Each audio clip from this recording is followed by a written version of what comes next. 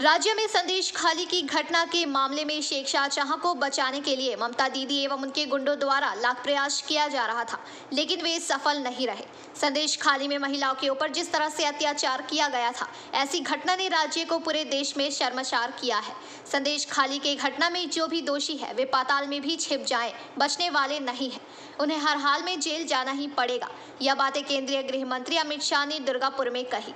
दुर्गापुर के steel township के तिलक road मैदान में भाजपा द्वारा विजय संकल्प सभा के दौरान केंद्रीय गृह मंत्री अमित शाह ने बर्दवान दुर्गापुर लोकसभा संसदीय क्षेत्र से भाजपा उम्मीदवार दिलीप घोष के समर्थन में जनसभा को संबोधित किया।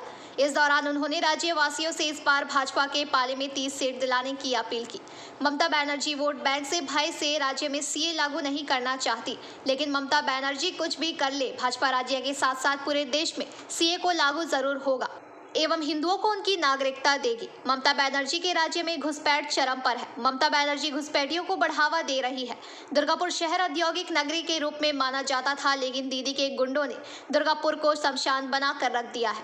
भाजपा इस सीट पर जीत दर्ज कर दुर्गापुर के सभी बंद पड़े कल कारखानों को दोबारा खोलने के साथ साथ दुर्गापुर स्टील प्लांट डीवीसी में आधुनिकीकरण के लिए निवेश करेगी।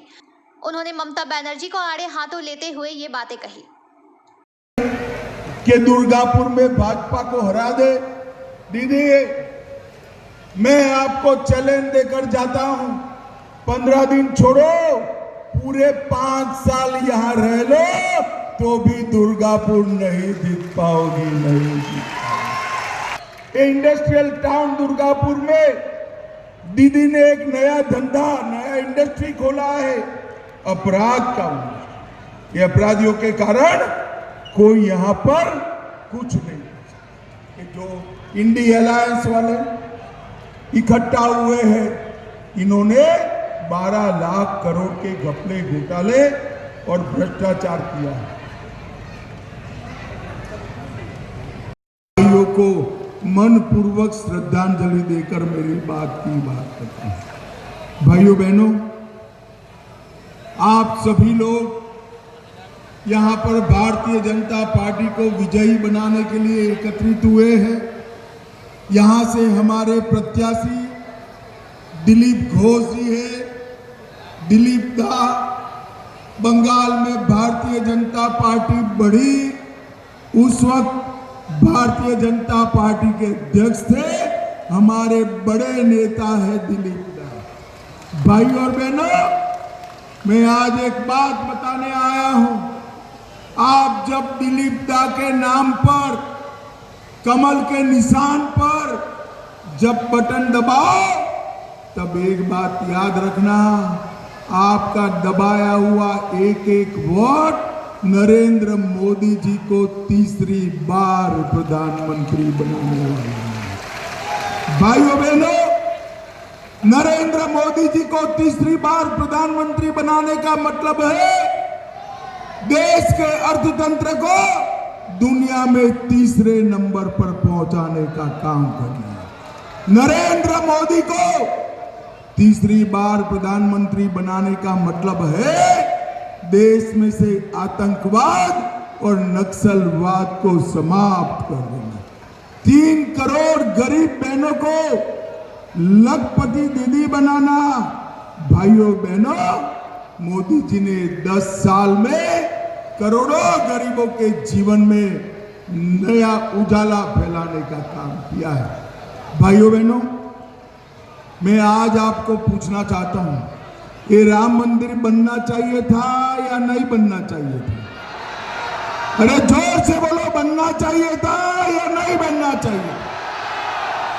कांग्रेस पार्टी और तृणमूल कांग्रेस 70 साल से राम मंदिर को अटका रहे थे, भटका रहे थे, लटका रहे थे। सीट देकर दूसरी बार प्रधानमंत्री बनाया, 5 ही साल में भूमि पूजन भी किया, केस भी जीता और 22 जनवरी को प्राण प्रतिष्ठा कर जय श्री राम कर दिया। परंतु वो लोग नहीं गए। आपको मालूम है क्यों नहीं गए? मालूम है दुर्गापुर वालों? मैं बताता हूं, वो अपनी वोट बैंक से डरते हैं। उनकी वोट बैंक कौन सी है मालूम है ना आपको? है या नहीं है? अरे जोर से बोलो, है या नहीं है? एक घुसपैठ कर कर जो आए हैं ना, गरीब बंगाल की जनता का पैसा लूटा है, वो जेल की सलाखों के पीछे जाने चाहिए या नहीं जाने चाहिए? जोर से बोलो, जाने चाहिए या नहीं जाने चाहिए? नरेंद्र मोदी 23 साल से मुख्यमंत्री और प्रधानमंत्री है, उस पर 25 पैसे का भी कोई आरोप नहीं है मित्रों, कोई आरोप नहीं। भाइयों बहनों, ये लोग कट मनी चलाते हैं, घुसपैठ कराकर अपनी वोट बैंक बनाते हैं। ममता दीदी, आपको शर्म आनी चाहिए। सरहदी राज्य में आप घुसपैठ को बढ़ावा देती हो और उसको वोट बैंक में करना। मुझे बताओ भाई दुर्गापुर वालों, बंगाल से जो हिंदू बौद्ध सिख आए हैं, उनको नागरिकता मिलनी चाहिए या नहीं मिलनी चाहिए? जोर से बोलो, सीए आना चाहिए या नहीं आना चाहिए? ये ममता दीदी अपने वोट बैंक के लिए सीए का विरोध करती है। ममता दीदी, दुर्गापुर वालों के यहां मैं कहकर जाता हूं, जितना मन करे विरोध कर लो, हमारे हिंदू भाइयों को नागरिकता देने का काम हम निश्चित रूप से करेंगे। घपले, घोटाले और भ्रष्टाचार किया है। ये बंगाल के दीदी के मंत्रियों के घर से 50 करोड़ रुपया कैश मिलती है। झारखंड में कांग्रेस के एमपी के घर से 350 करोड़ रुपया कैश मिली, 350 करोड़ रुपया रोकड़ा। और आज कल रात को ही झारखंड में एक मंत्री के घर से 30 करोड़ रुपया जब्त हुआ है भाइयों, 30 करोड़ की बंद पड़ी हुई सभी उद्योगों को चालू करने का काम भारतीय जनता पार्टी का। वो स्टील प्लांट है, अफवाहें फैलाते हैं कि स्टील प्लांट बंद कर देंगे। मैं आज कहता हूं, उल्टा स्टील प्लांट और यूरिया प्लांट दोनों में नया निवेश कर उसका विस्तार करने का काम नरेंद्र मोदी करेंगे। मोदी जी के नेतृत्व में ही स्टील का उद्योग पूरे देश भर में, दुनिया भर में भारत दूसरे नंबर पर पहुंचा है। भाइयों बहनों, यहाँ के मजदूर यूनियनों पर टीएमसी का राज है।